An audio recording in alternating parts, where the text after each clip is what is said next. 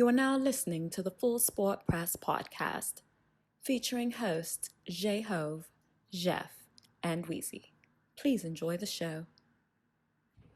Jeff, episode 308. Yes, sir. The weekend of the lover. Weekend of the That's what I'm trying to tell you. They tried to stop me from talking about it last week, Jeff. Guess what? Okay, talk to me. If you can't watch All-Star Weekend, find a way. Just find a way. Exit. Yeah. Get on the exit row. Yeah. Find a way to get the hell out of there. No, seriously. 100%. This is a big deal. Like, Man. Not saying you gotta watch everything. Now, you ain't got to watch the celebrity game. You can miss a celebrity game. You can miss the celebrity game. Hell, you can maybe. Nah, you can't miss that. You can't miss that. Nah. You ain't miss All-Star Saturday night. No, you ain't missing none of that. No. And not the game. Nah. We celebrating Kobe this year. You think I'm going to miss that? How could you? You know what I'm saying? No. Cameraman trying to tell us again. Chris Trophy here. Shout out to Animal Brand. Shout out to Animal Brand. What we got? 308? You ready to go, cameraman? All right, let's get it.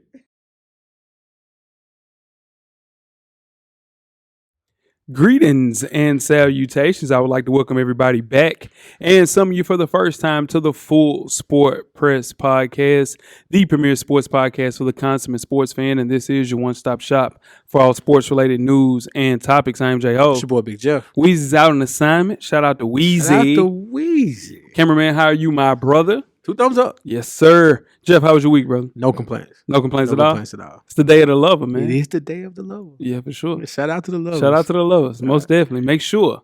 100%. Okay. look at cameraman that you able to watch All-Star Weekend this I'm weekend. just saying. That's all that matters. Don't you miss All-Star Weekend. Because of your lover. You damn right. Episode 308, we are ranking the top 7 sports documentaries. FSP style. Always. FSP style. Better damn know it. And you better damn believe Let's kick it out, Jeff. Best of the week, what you got? My man, Russell Westbrook has created a new position in the NBA. Okay. We've heard of the point center with Joakim Noah, Jokic, people like that. Sure. Jokic, yeah. Westbrook is the center point guard.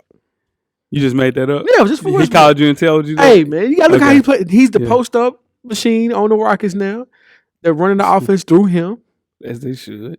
Hey, it's fun to watch. Yeah, for sure. That's your Fun to man. watch. Yeah, for sure. He earned this All-Star bid. He did. He's earning it now. Yeah, for sure. We questioned it first. We sure did. You questioned it. I said he shouldn't have made it. Okay, for Yeah. sure. The whole team did. My best of the week is me going sugar-free, man. I've embarked on a sugar-free journey for 28 days. I started a week before the Super Bowl. Okay. No cookies, cakes, pies, or candies. As everybody knows that really know me know that. Yeah. And along with fruit snacks. I love Yeah.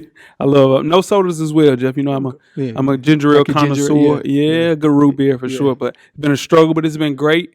I'm doing fine. Craving some sweets, Yeah. but I had got to a point where I was eating ice cream sandwiches, having some fruit snacks Yeah. at night. So I think it was better for my long-term health to try to cut that off as soon as possible. I did that January 1 to 28. Okay. So I feel you. Yeah, for sure. It's going to be rough. Yeah, for sure. I'm good. It's going to be rough. Yeah, for sure. But I'm at the home stretch now. Just keep fighting. You got to keep your hands That's up. all you got to do. For sure. What's your worst of the week, Jeff? Whatever the Houston Astros players in front office were trying to do at their press conference, Yeah. I don't know what that was about. Like, you bring your players out to not even answer questions. Right. And then when you do answer questions from the front office, you say, we don't believe it affected the game. 100%. And you don't believe sign stealing and banging on trash cans and having... Okay, cool. All right, whatever. Yeah. So baseball do better. They got to vacate that one. They just have to. Or do something with, I know that the players are free to go with no scars or anything. Right. But, real talk, they got to do something. They got to do something to the players, man. That's whack. My worst of the week is Iyabi Anoma. He's a Houston defensive lineman that was dismissed from the program for a violation of team rules. Anoma was dismissed for tardiness, skipping class, and clashing with teammates. The reason that it's my worst of the week because he was dismissed from Alabama this time last year for the exact same reasons. He was a number 4 overall player in the class of 2018. He is now in the transfer portal. So Kid needs some friends. a lot of the times, though, you have to look in the mirror and do some self-evaluation. Sometimes it's actually you, dog. And I hope he figures it out. But to be this much of a talent, and the thing that kind of worries me about this kid is that I hope it's this time that you make the change. Because if you continue to make these same mistakes, you got to grow up sometimes. Mm-hmm. You got to get good people in your corner, like you mentioned. Mm-hmm. But I hope the best for this kid, man. I hope he figures it out at TSU. Make sure you check us out on iTunes, Facebook, Instagram, Google Play, Stitcher, Beyond Pod, YouTube, and of course the SoundCloud page to catch up on the full archive of past episodes of FSP. Just search Full Sport Press Podcast. And after you do that, check out the On Deck TV Hip Hop Podcast with Animal Brown, Spike Lee each and every Wednesday. This week's episode was the serial entrepreneur Snoop Dillard episode. Shout out to Snoop, man. Yeah, shout out to Snoop. I heard you guys. I learned a lot from this show. You know what I'm saying? Yeah, for sure. Snoop was an open book. Open book, for sure. A great listen for anybody that's embarking on being an entrepreneur. For Definitely. Sure. Great listen, most definitely. Let's move on to Fresher Than Your Average podcast, featuring myself and Animal Brown. It's a self-help fashion podcast directly related to improving everyday fashion. Same great content with a new name. Catch our latest issue. Issue number 58 is up right now directly for the culture. Hit the hotline 629-777-5565 and drop a fashion-related voicemail so we can answer your fashion-related questions. On the next issue, wear your kicks. Cop responsibly. It's a big week for big month for Fresh. A big month, man. And live update. Yeah. I am 0 for, I think, 12. Oof, boy. I'm like Russell Westbrook from 3. At least he learned to stop shooting. So maybe and that's what you're trying to tell me. I'm just saying. And I will, for sure. Jeff, you up next. You got 10 good resting seconds. Oh, yeah. Let's start the clock. So it's WrestleMania season, like I've been saying. Okay. It's been a good week for the Square Circle. Okay. Start off, John Cena has announced he's going to be returning to the WWE on February 28th. I know he's been pushing his movie career a lot, but he decided to come back home, get back in the ring. So it possibly means he has a WrestleMania match coming up. More than likely. Hope so. Also, speaking of WrestleMania, Shayna Baszler attacked Becky Lynch this week on Monday, setting up possibly the biggest women's match you can have right now for WrestleMania. So that should be dope. And coming off of his win this past week in the Octagon, MMA superstar John Bone Jones, hinted at making a jump to the WWE. Okay, that makes sense. Makes total sense. Yeah, he'll be a great transition person. So, it's been a good week, man. That's, sure. Yeah, that's the most news we had from the WWE in a long time. XFL related, get them going.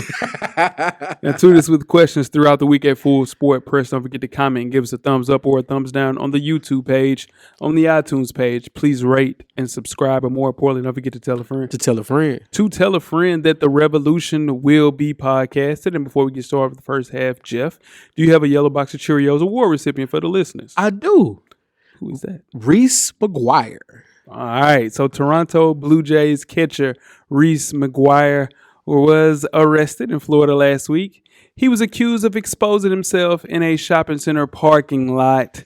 Witnesses told officers that McGuire had been masturbating in his car. And police reportedly found McGuire with his shirt barely covering his genitals and his pants around his ankles with no shirt on underneath. Yes, sir. McGuire was cooperative during the arrest and didn't deny the allegations. McGuire played in 30 games for the Blue Jays in 2019, batting .299 and hit 5 home runs in that span. Reese, listen, brother, it's a crib. You play professional baseball. I assume you have a crib. Yeah. Right? Yeah. Do it at the crib, man. Do it. Like my man with the closed captions. You might have been thinking about the closed captionings. Here's the things, bro. Closed caption or not, you got to do it at the crib. Come on, Reese. There's a lot of people, man, with this award recipient. Hey, in the garage. Man, do it.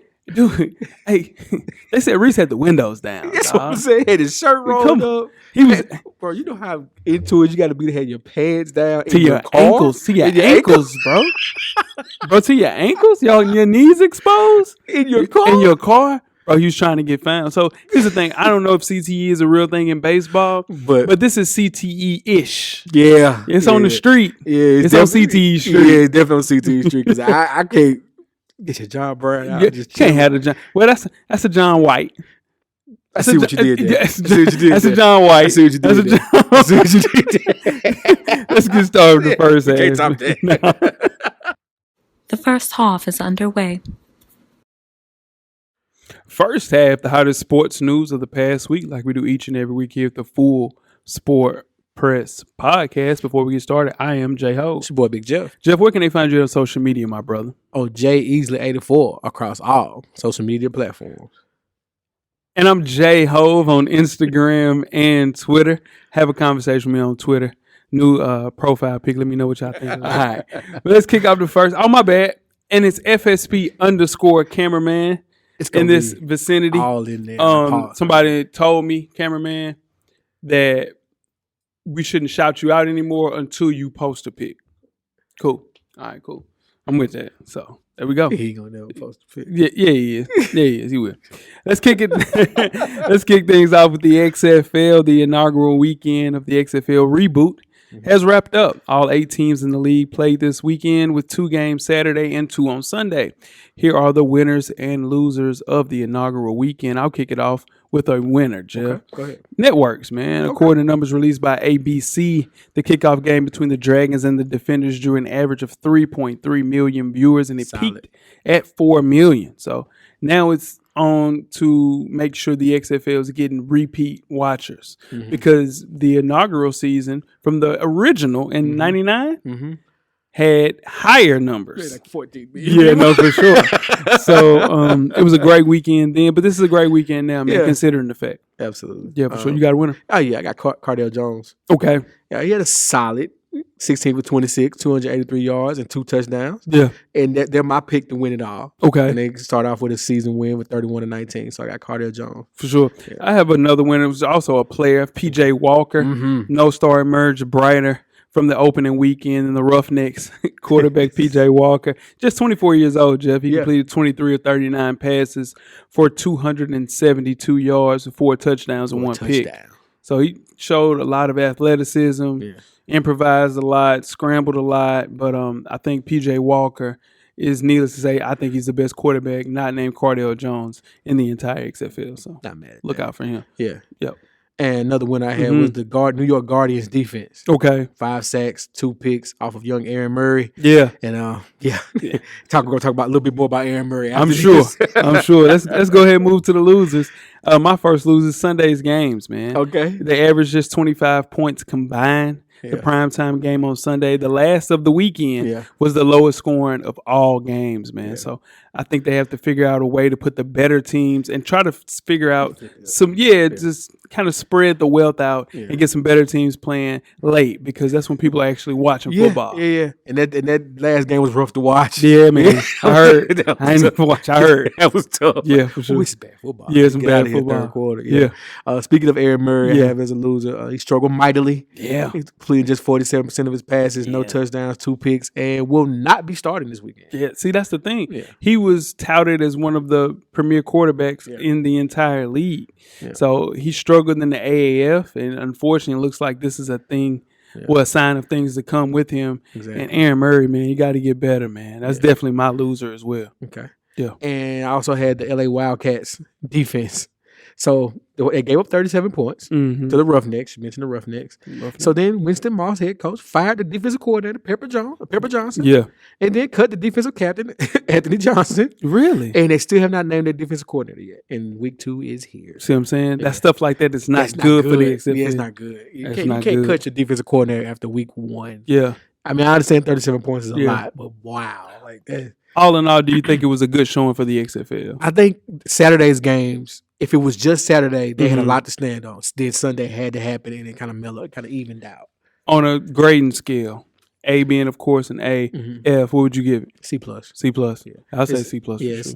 Defensively, they have some defenses out there. There's some players on defense that look the part. Okay. It's the offenses that make you say, man, this is going to be tough. It's going to be tough to watch. Sure, man. Godspeed to the XFL. Yeah, hopefully they can pick it up. Hopefully Dez Bryant comes along and says, "Yeah, I'll play," because he was offered to play. Yeah, he turned it down, but Dez is going to be. It's going to be rough for Dez to get back in the NFL. I think he'll play in the NFL before he plays in the XFL. Of course, I know he wants to, but there's a situation for him right there to get some reps. That's all I'm saying. That's half the battle. But you don't want to blow another Achilles. You don't want to do that. Playing in the XFL. That's tough. Let's keep it in football. So Jay, it is Black History Month. It is for sure. And the Washington football team with Coach Ron Rivera added their first a woman to their coaching staff on Monday. Okay. And that is Jennifer King. Okay. She's going to be a full-year coaching intern, and she's the first African-American woman to receive a job like this as well. Yep. Now, King had coached with Rivera before when they were with the Carolina Panthers during the summers of 2018 and 2019 when Rivera was the head coach, and she was working with the receivers and running backs. And with the Washington football team, she's going to be working with the running backs. Yeah, and man. have responsibilities just like a full-time assistant coach. Nice. That's dope. Dope, man. Dope. Shout out to Ron for that, man, for even hiring her in 2018 and to help out. And now I think ultimately she wants to be a coordinator at the college or NFL level. And that's a superhero for like little girls that watch football and are fans of the games. For sure, King's a person that they can look up, but each of those kids can look up to. So she has a basketball background as well. She hoops for sure. Yeah, for sure. That's dope. I think it's dope, man, just to kind of see different women getting chances like this. You see Becky Hammond in the NBA. I just think it's something that we'll see, man. That was one of my predictions for the 2020s season. That an actual woman would be a head coach of a professional team. It's coming. So, we're not far. Not far at all. Yeah.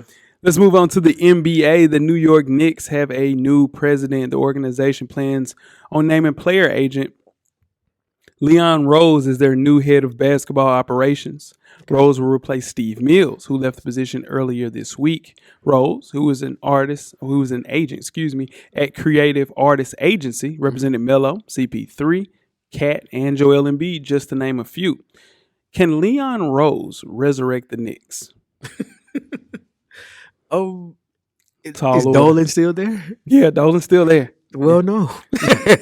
Until Dolan decides he wants to sell that team, it's going to be rough because Dolan's going to have final say so. Yeah. And as much pull as Leon may have, I mean, even bringing in Steve Stout as well as far as deal with public relations and things like that. I believe Worldwide West turned down the job. I think it was something to that. Yeah. There you go. But so with all that being said, I think it's going to be rough for the Knicks. But to be honest, they're one player away, though. They are, man. I think in the East anyway. Can he resurrect them? Yes. Will he? That's still, in the air. Yeah. I wish he would have hired Worldwide West, like you mentioned. That would have been the stamp that he needed. He's already a Jewish guy named Leon. Yeah. So that is the next stamp to get you to the point where you can actually get some free agents there. And Golden State hired an agent with Bob Myers. You have Rob Pelinka as an agent with the Lakers. Absolutely. So the coaching hire is the main thing. I think they're looking at maybe Pat Ewing, and I hope that this is what they do. They go with Mark Jackson. Because player development is so integral in the NBA, dog. They have pieces like you mentioned with Knox, Barrett, Mitchell Robinson, but they need them to be developed. And I think Mark Jackson did a really great job in Golden State to develop players. I think they're going Thibodeau. Tibbs. I like Tibbs. I think they're going Tibbs. I like Tibbs. I think that's going to be your new New York Knicks coach. Rough, rugged Knicks team. Gonna run you into the ground, though. That's what Tibbs do. Tibbs, hey, listen, he gonna run you through. Hey, he gonna run you on empty, dog. Run you on fumes. But also, I just think Mark Jackson would develop that team, man. He deserves another chance. Why not get a chance in your state, in your home city, man? When you played with the Knicks, you went to St. John's. Like, come on, man. Look out for Mark Jackson. He deserves it. So I see your Mark Jackson. What if I keep it in the same announcing crew and go with Van Gundy? I think Van Gundy has missed his calling for that. I think he sat out too long. He didn't coach since what, 04? Yeah, that might 05? be. Yeah, that's a long time. Standard definition when Van Gundy for sure. was coaching. Come on, he was coaching Yale. Standard def. Yeah, might have been 720 tops. Sure. Tops. I go back and look at those games and like highlights and stuff. I don't know how the hell we played video games and that shit. I don't know how the hell we played or we watched games. Dude, it was some grainy. I was even going back to look at pictures from cameras from 2012. Man, so I'm like, spoiled. Golly, dude. And it's only going to get better, Jim. Exactly. Because you watch the highlights and it's like, dude, this screen jump a little bit. Like, what am I watching? Watching the old VHS. Oh, man. Terrible. I can't deal with this. Let's keep it in basketball. Move on to the WNBA, Jay. They have had a busy offseason. They're taking steps from the NBA, it looks like, and their preseason and their free agency has kicked off during the offseason. So it started off with Christy Tolliver. She's returning to the LA Sparks after helping the Washington Mystics win their first WNBA championship. And she's going back to the start back to where she started with the Sparks from 2010 to 2016. The Atlanta Dream announced in January they weren't going to sign back Angel McCourty, Mm-hmm. and now she's moved on to the Las Vegas Aces. They got a squad. They squad. Then the Phoenix Mercury probably made the biggest splash to me. They've acquired Jay's favorite, Skylar Diggins-Smith. Got to put the Diggins-Smith on there. Well, just Diggins. Yeah, you got to respect him. That's true. That's true. With now forming a big three with the Phoenix Mercury between Diggins-Smith, the logo, Diana Taurasi, and of course Brittany Griner. Yeah, BG. Big moves right there. Yeah, for sure. We can start off with Skylar Diggins. Okay. I think the Mercury finding that big three there. Yeah. This is tough, man. And they're looking to also maybe acquire Tina Charles as well. Yeah. So the Mercury, I think this is Taurasi's probably last year playing in the WNBA. Most definitely. Got to send her out with a bang. Yeah. Bringing in Skylar Diggins would do that. I think Minnesota was trying to sign her as well because they've lost Maya Moore for another year. Yeah, so it's getting dried up in Minnesota. They were popping for a little while. Yeah. But with Skylar Diggins, man, in Phoenix, man, that'll be dope. Yeah. Christy Tolliver. That's going to be a huge loss for the defending champs, losing her because she was the heart and soul of that team. True played defense, was a point guard, backcourt leader, and they're also losing on one of their bigs, Messiman. So, man, that's going to be – I think that's the biggest loss out of everything we mentioned. Think so? Yeah, because Angel McCoughtry, who we'll move on to next, she tore her ACL. Yes. So she missed 2018 and 19. And getting a little long in the tooth. Yeah. She's a 2-time scoring champion, but you look at her, add her with Asia Wilson. You add her with your girl, Liz Cambage. Shout out to Liz. Kelsey Plum, Haley McBride. You add McCoughtry into that, man. I just think that Angel's so used to playing by herself, it's gonna be tough for her to find her way with all those players, man. But it does for the casual fan, these moves, hearing these things, hearing these names, putting them with other names, boost the anticipation for the league. 100%, man. I'm excited about this year. It's a big year for the league. For sure, man. Yeah. The thing is, with that Las Vegas Aces team, they were supposed to win last year. Yes. If Asia Wilson done getting hurt. She missed like 26, 27. Yeah, she missed a lot of games with her knee injury. She comes back. It might have been an ankle injury. She comes back. She's not 100%. Just like, you know how hard it is to come back from an injury? God. It's hard to come back from an injury, dog. Emmanuel Sanders, you ain't 100%, dog. Yeah. You're not 100%. It's definitely not 100% when your quarterback can't make the throw. All right. Let's move right along. Before we get started with halftime, let's talk some NBA. Forbes released a list of the NBA's most valuable franchises. The New York Knicks remain the most valuable team in the entire NBA. That is insane. With an estimated worth of $4.6 billion. That figure is up from the Knicks' $4.2 billion valuation in 2019. The order of top 5 remains unchanged, with the Lakers being at $4.4 billion, Golden State at $4.3, the Chicago Bulls at $3.2, and the Boston Celtics at $3.1. Any surprises with the top 5? No. Not at all. Not at all. But this is the funny thing about the Knicks. They've been the most valuable franchise for 5 straight years in a period where they've never been close to making the playoffs. Close. Not even close. They've been dormant. Yeah. No matter what that team does, it remains a financial juggernaut. Just imagine if they actually win games, dog. Dude. That is insane. Dude, that's nothing. This is the first time the average value of NBA franchises have eclipsed $2 billion. So that's the average. Dude, tell you what, the NBA. That's the Clippers though. The Clippers moved the needle when Ballmer bought in. Yep. And that was the biggest purchase they ever had. And before that, it was the Bucks. Yeah. When the guy that owns the Bucks now, he bought, I think the Bucks for like $500 million. Right. Like close to $1 billion. Close really to close $1 to $1 billion. But it wasn't $2 billion as the Clippers purchase. Yeah, that was crazy. So every team in the NBA now is $2 billion. Come on, man. Yeah. That's where the money at. And they trickle that down a lot to the WNBA, man. So as much as we mentioned, the Knicks hiring Leon Rose, the Jewish Leon, that's tough. That's tough. But he has all of the amenities to get this team to the next level, and I think he'll do it. And if he does it, they're still gonna be profitable every year, for sure. You ready to start with halftime? Let's do it. Let's go. We're at the midway point. Enjoy all of the halftime festivities. Halftime, in case you missed it. The NBA has a new spirit partner, Jeff. Hennessy, the world's best-selling cognac, and the NBA announced today a multiple-year partnership.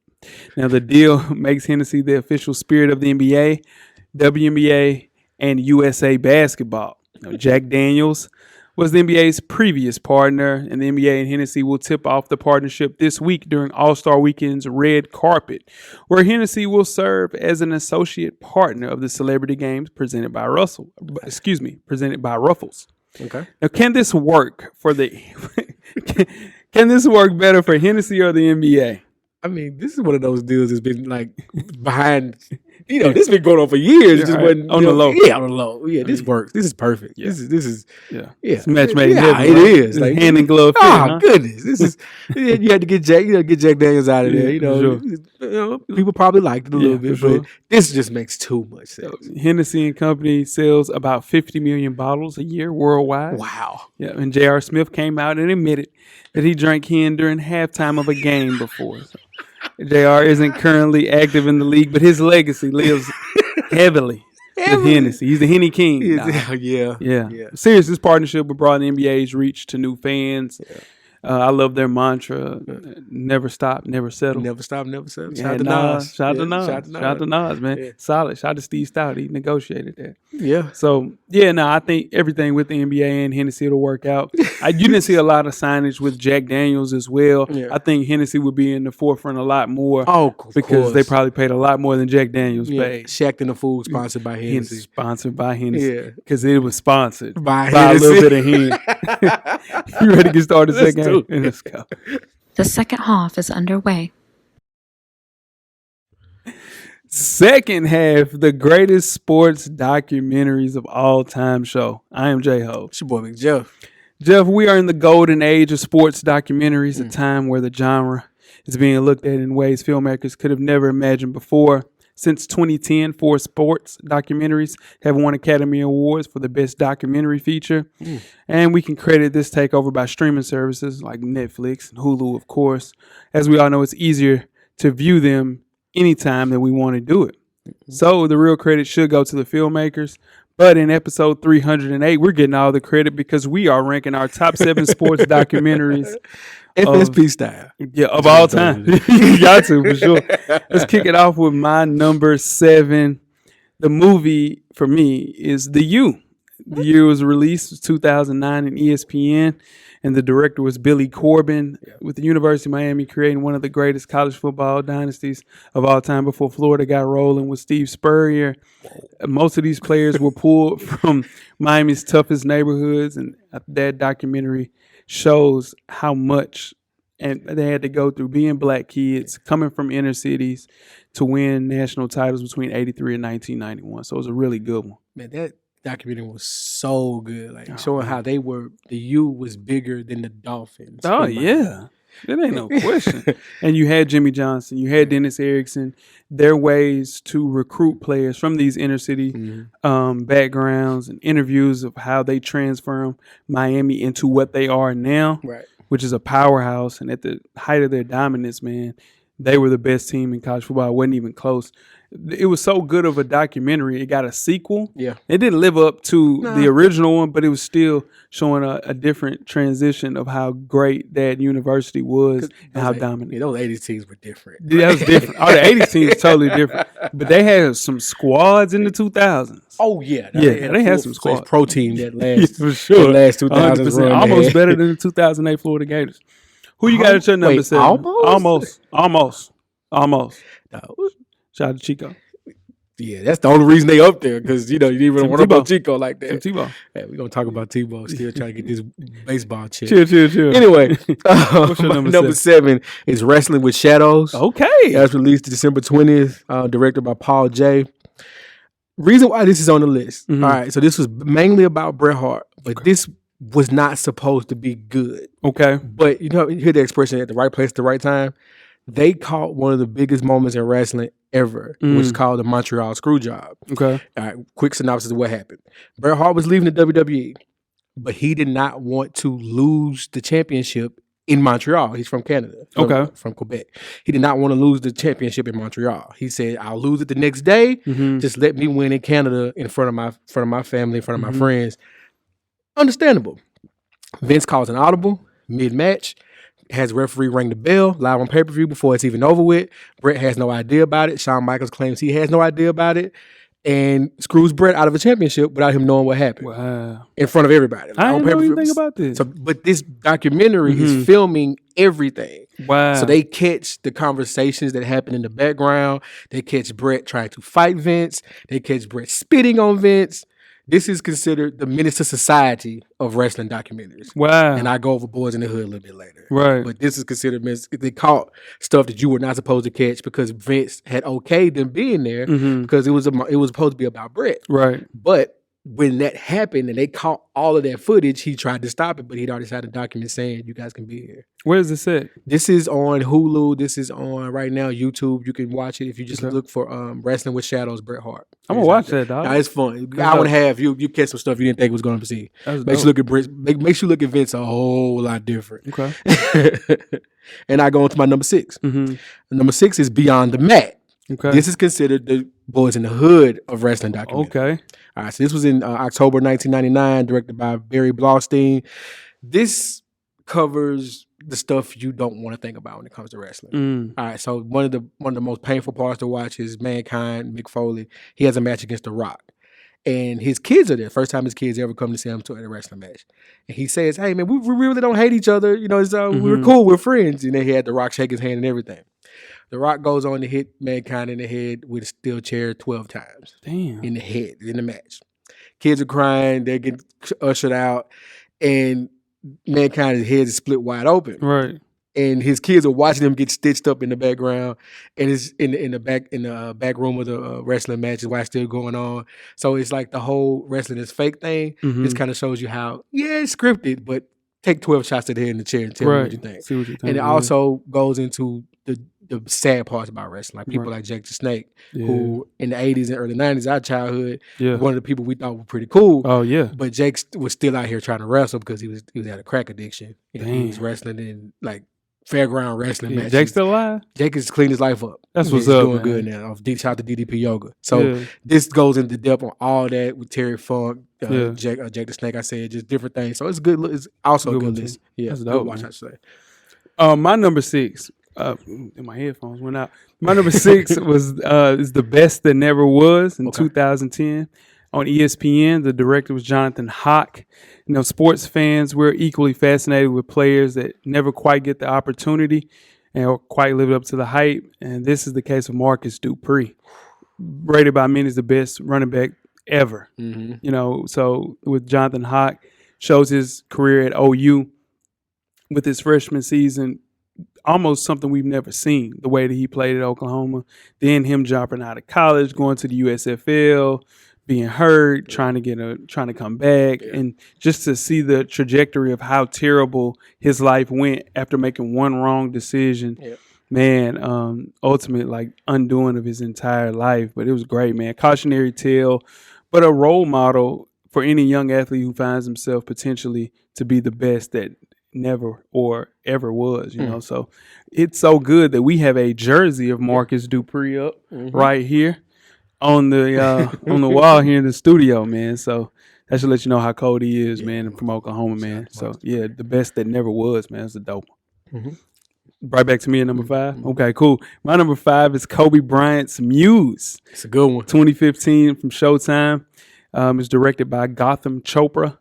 Kobe finally pulled back the curtains, man. Let everybody see exactly what he was dealing with after he tore his Achilles in 2013, and also showing how much of a maniac he actually was. I did not know how much of an insane person Kobe Bryant was until this documentary. I think a lot of his drive was built on scared of falling, being a failure to his family, friends, or himself. So it was a process when he became one of the best players in the world, and this showed just how hard he put work into the gym, put work into becoming a better basketball player. And I think with this, he thought that he needed to be Superman at all times, and he only knew one way to play. And he didn't want to build a super team like LeBron James did. Or he didn't, just looking at the years with Miami, he didn't want to do that. He went out his own way, but he could have had players come to LA if he would have kind of taken a back seat like Dwayne Wade did for LeBron James. but Kobe could not do it. He just couldn't do it, and it makes me sad. With all the situations going on, it makes me sad because he went out a way that he didn't have to go out like that. All the greats go out that way, though. Nah, but at the time now, you look at him as untimely passing. Well, yeah, of course. Yeah, I'm saying like his legacy would have been a lot different if he would have just been a little bit more receptive to being a greater teammate. But he had 5. He had 5, but he's supposed to have 6, maybe 7. Where's the other one? They're not beating Boston. No, they're not beating Boston, but they're supposed to beat. They should have beat Detroit. Should have beat Detroit. They should have beat Detroit. They should have beat Detroit. Okay. So maybe 6 then. Okay. But if he has a teammate, if I'm still hot at David Stern, because if he had Chris Paul, it would have been a different story, dog. We ain't gonna talk about that. What's your number 5? My number 5 is When We Were Kings, directed by Leon Gass, released in January of '96. This is about the Rumble in the Jungle. This covers Muhammad Ali going against what was viewed as the baddest man ever walked the face of the earth back then, George Foreman. This is considered the greatest boxing documentary because Leon took reportedly 22 years to edit this. Wow! With all the footage he has, all the backstage footage he has from interviews before the fight, during the fight, after the fight, and how he shows Foreman and Ali and Zaire. Man, this is one of those ones. If you're not sure how the Rumble in the Jungle really went down and why there's such a big moment, just historically and for Black people, period. The culture, because it pulled. Take your phrase, pull back the curtain on how African American people view African people, and African people view African American people, vice versa. So, like my grandfather had explained this to me because, of course, we weren't alive when this was going on. Sure. But he had explained to me how big this fight was and how big of a moment it was to watch Ali come through with the rope-a-dope and all that good, man. It's just one of those things, man. It's just, if you watch it, you will watch it more than one time. Okay. Yeah. I still haven't watched that one. Watch it, you'll love it. I love that joint. Yeah. All right, so I'm moving on to my number 4. This one is a personal one. Okay. And this is for me. Okay. This is the 4 Falls of Buffalo. Okay. Ooh, that's a good one. This is directed by Ken Rogers, released in December of 2015. Look, man, we all know Buffalo went to 4 straight Super Bowls. We know Buffalo lost 4 straight Super Bowls. We did it. But this actually is one of the few times where losing those 4 straight Super Bowls was not looked at negatively. It kind of shows how dominant Buffalo really was. They just couldn't beat the NFC. They dominated the AFC every time, all those 4 years with those Hall of Famers of Jim Kelly, Andre Reed, Thomas, Bruce Smith, even with Cornelius Bennett, people like that, Markel. So it just breaks all those down, and it just show how really good those teams were. It just couldn't win the big one. Couldn't win the big one. I wonder, what was the Achilles heel of that team? Like, was it actual play calling what made y'all lose games? Was it the fact that you guys didn't have enough personnel? Was it defense? Was it offense? Was just or it could have been a combination of all of those things? I think each year was different. Looking back on it, me personally, I think the only year the first 2 years, we really had a chance. Right. Missed the field goal against the Giants. That's what did it. Shout out to Scott Norwood. The second year against the Washington football team, we lost by double digits, but that happened in the fourth quarter, in the second half. So we were in both of those games. Then we just ran into Dallas. And Dallas was a juggernaut. Come on. Yeah. Nobody was beating Dallas anyway. Yeah, for sure. But those first 2 years, honestly, we could have went 1-1 or 2-2. Split it and been all right. So, damn. Stuff. All right. And I'm number 4. My number 4 is the Fab Five, released in 2011 on ESPN. Jason Hare. This is a 30 for 30 show that showed how 5 freshmen changed the absolute game, man. Even with Weber declining to participate, you really got a sense of how the 5 of these guys came to play together, how they got along during those years, and how many different controversies actually brought them closer and actually tore some of them apart. So to this day. To this day. I think the best part is how they depicted Grant Hill. Jalen Rose came out and said Duke didn't recruit players like me. They recruit Uncle Toms, like Grant Hill. So I think that was a moment. And after that, once that documentary came out, the very next year, Coach K somehow, some way started recruiting Jalen Rose type players. The one and done. The one and done. Yeah, no, for sure. So this team changed college basketball forever in a good way. Yeah. And I think they were the first team that actually represented the culture because the Running Rebels, which was I'm telling you, I had this on my list as well. Yeah. They represented the culture, but they did it in a different way. Like Fab Five, they had black socks on. Yeah. They wore the long baggy shorts. Yeah. They had bald heads. Yeah. You know, I mean, Larry Johnson had gold teeth, but this was more of the culture. Yeah, for sure. And Larry Johnson was. I mean, those Running Rebel teams, they actually won. They won. Yeah, for sure. Yeah, so I think they started it. They were the. As you say, Kobe was the remix. So Fab Five was the remix. For sure. Yeah, so I get it. Yeah, no, for sure. But now that Fab Five documentary was great, man. I wish Weber participated in it. But even without him, man, it's one of the best documentaries I've ever seen about basketball, college basketball. Did they ever get that together? They will. They have to. Yeah, Juwan Howard's the head coach in Michigan now, so they'll figure it out. Okay. Yeah. All right. And number 3? Back with me, number 3? Yeah. Damn, I'm tripping. Number 3 for me, man, is Through the Fire, Big League Dreams of Sebastian Telfair. Came out in 2006 on ESPN by Jonathan Hawk. He's a beast. I'm telling you, Jonathan Hawk is a dog. This is a documentary following the senior season of Coney Island basketball project Sebastian Telfair. Man, this kid was on display as he struggled to overcome adversity on the streets in a way of basically in poverty. Yeah. You know, so few basketball stars can claim to have the early career heights that Sebastian Telfair had on the front of Sports Illustrated. Had slam covers with LeBron James, a friend, Jay-Z, mentored by his older brother, a failed NBA hopeful himself. He remained steadfast on finding a way to take care of his entire family. Yes, sir. And this was the first documentary that made me shed a thug tear, man. When he got drafted, that was the culmination. That was the culmination of all of that hard work, man. To this day, Bass is the best high school basketball point guard I've ever seen. Like, not even close. It's not even close. Bassey was unstoppable, man. Yeah, he was must-see TV. He was must-see TVs, man. It's just, he was one of my favorite basketball players. And just to see the way his life, his trajectory went the other way. I was just going to say that. I think someone should do this over. Yeah, man. And see how he is now. Man, I'm telling you, man, this is a great documentary. Through the Fire. Please find it. It's going to be tough to find anyway. I had the DVD. Holler at me if you need it, man, because I want everybody to see this, man. Such a great documentary. It's a great documentary. Sure. All right, my number 3 is Tyson. Okay. It's released in 2008, directed by James Toback.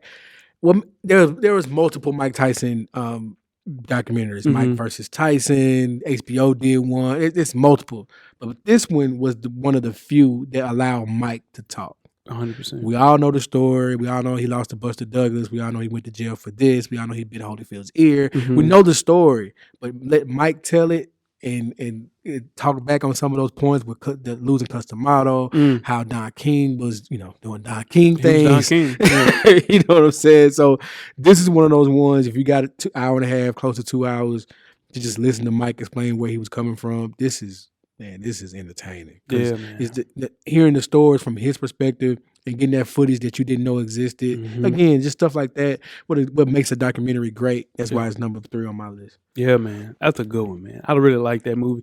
One of the best, true, and the good thing is we saw about this documentary, Mike was able to tell his story. Yeah. We see so many people, unfortunately, Kobe won't be able to tell his whole story. Exactly. So to see one of our heroes growing up, to this day, I can't see a more dominant fighter than Mike Tyson in his prime. Exactly. And the way he lost to Buster Douglas was like, I saw people crying. I remember my aunt crying about Tyson losing that. And he was never the same. No, for sure.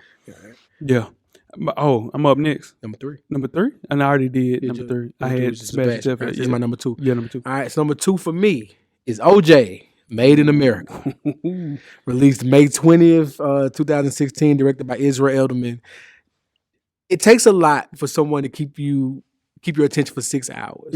This was a whole week's worth of stuff 100%. Released, and you didn't want to miss any episode. They took the time to break down OJ as a football player, OJ as an actor, OJ as a father, OJ as whatever he became. Yeah, for sure. As time went on, it's just OJ, and it told the whole story. And this is. Sorry to the families who lost loved ones, but this is one of the greatest stories you've ever heard in your life. Yeah, for sure. Like from no matter what side you're on, if he did it, if he didn't, all the things that went into this, the the mafia. Oh man, supposed to be a part of it. So many layers, and so many stupid books and spin-off TV shows. Like this is the greatest story ever, and it's broken down into this 6-hour epic. It's called Made in America. Gotta watch that. That's a great one, man. I'm gonna talk about that one real soon. My number 2 is Hoop Dreams. 1994, came on PBS, man. Which is crazy. Director Steve James. It was robbed of an Oscar or even an Oscar nom. I think Stephen James looked at 2 inner city kids navigating his way through sports, school, and of course poverty. It's one of the greatest original stories I've ever seen on film.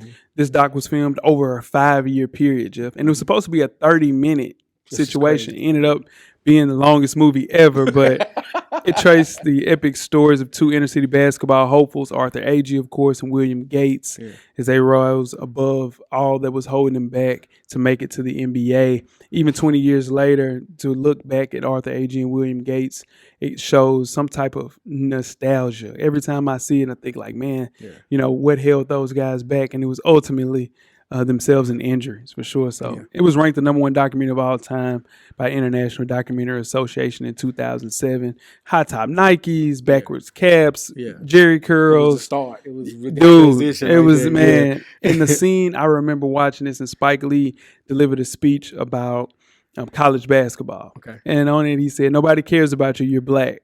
This whole thing is revolving around money." And that was in the 80s, late 80s. In 2020. And in 2020, we are still dealing with those same exact problems, man. So, man, Hoop Dreams, man. Very special documentary to me, man, for sure. All right. So my number 1 is OJ Made in America, man. 2016, came on ESPN, directed by Ezra Elman. Just like Jeff said, this is 467 minutes into the life of OJ Simpson, man. I'm not going to repeat everything Jeff said. He did a great job delivering that, but it just doesn't tell the double murder story. It doesn't tell just about OJ. It tells a story of Los Angeles at the time and its relationship with African Americans. I think it's the most comprehensive look at his trial, all set against the backdrop of America and how it was shaped to hold black people back at the time. We were rooting for OJ, not on the strength that he thought that he did it or didn't. Now, as a kid, I was looking back, I was like, man, I want OJ to be free. I didn't know that OJ actually murdered 2 people. I was just looking at another black guy that didn't even identify with black people. No, sir. I just saw a guy that looked like me, and I was rooting for the guy that looked like me. So, this film showed out. It was a masterpiece, man. Easily the best documentary I've ever seen in my life. It was 467 minutes. It's a cheat code. It's a cheat code. 467 minutes. It all. Like Listen, they went from the rooter to the tutor, man, for sure. But that's a great documentary. Absolutely. Number 1 for me. What you got, Joe? All right, so this one's a personal one. Okay. But it lived up to the hype. No crossover. The Trial of Allen Iverson. True. April 13th, 2010. Directed also by Stephen James from Hoop Dreams. Come on. This covers, we talk about high school with Sebastian. This was Iverson coming out of high school, being the most recruited person for basketball, also football, which is funny, we're recording today, on Valentine's Day. Okay. Going to a bowling alley, and all hell breaks loose. And it broke down the racial things of how things were going in Philadelphia, how different laws were worded. And it's funny, the law that almost imprisoned him for 25 years was a law that was created to stop lynchings. Wow. It's insane, right? That's But that's what he was brought in the charges for, was a law that was created to prevent lynchings, because he wasn't video doing anything in the melee. But because he was a part of the crowd, that someone got hit by a chair, someone got punched in the face, someone got, people had to go to the hospital. Yeah. So because he was involved in this, he was brought to charges for this, and almost blew his entire career. For sure. No anything else would have happened if this would have gone to. It's a great film, man. It shows how in high school how great of an athlete he was. He was Vic before Vic. Sure. You know what I mean? On the football field and in basketball, we know what that is. So, right. But breaking down this trial and how John Thompson came and visited him in jail, and because he had to go to jail as a 17 or 18 year old kid. Like, he was in jail. All of his recruitment letters came back. Nobody wanted to deal with him, and he ended up in Georgetown. And now he's a Hall of Famer. Yeah. So. Just to see, and the reason that we even did this show was on the back of Michael Vick's documentary, how great that was, which I think was easily a top 5 to maybe top 7 documentary itself. Yeah, it can be really good documentary, man. But to see the way that a lot of these documentaries talk about how people overcome such obstacles to be where they are in life, whether good or bad, these documentaries, you become attached to the actual people that you watch in these documentaries, and you follow them in their lives and things of that nature. But man, that Iverson made me think of how great that Vic documentary was too, man. Good one, good pick, Jeff. Absolutely. The crazy thing is, we have 7 and we only had 1 that was the same. That's true. That's crazy. 7 apiece, man. Only 1 the same, man. I want everybody to watch every last one of these documentaries. It's some good stuff. That's 13 documentaries everybody should watch. If you haven't seen them, catch up on all of them. Let us know who and what are your favorite documentaries. Cameraman, you got any? What's your number 1? Hoop Dreams number 1? Yeah. Hoop Dreams good, man. Pretty solid, man, for sure. Let us know, man. We'll post these up and show all of our actual documentaries. But that was fun, man. Yeah, I want to go back and watch all of the ones I had too. Even some of yours. I want to watch the wrestling one. I want to catch the Tyson one again. Yeah, and I definitely got to watch the Muhammad Ali when we were kids. That's the one. Like, that's the one. It's just the footage, watching them train and watching them talk about the fight and stuff like that. Like, it's worth it. Sure. Yeah. Fellas, that's another show in the book. Everybody enjoy their Valentine's Day weekend. If your significant other will not allow you to watch All-Star Weekend, find a way to get the hell out of there. Yeah. 100%. Hey. Telling you, man. Hey, it's a telltale sign. Yeah, don't ignore the signs. Don't ignore, bro. Don't ignore the damn signs. Shout out to Coach Locke. Don't look up. Yeah, for sure. Hey, 3 years in. And you ain't never watched All-Star Weekend.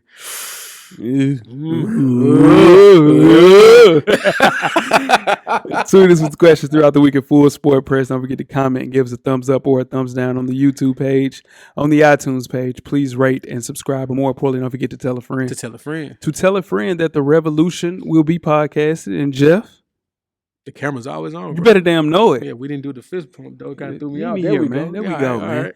Cameraman, the revolution will be podcasted, man. We are out. Life moves pretty fast. If you don't stop and look around once in a while, you could miss it. Thank you for listening to the Full Sport Press podcast. To catch up on prior episodes, visit the SoundCloud page. And don't forget to tell a friend to tell a friend.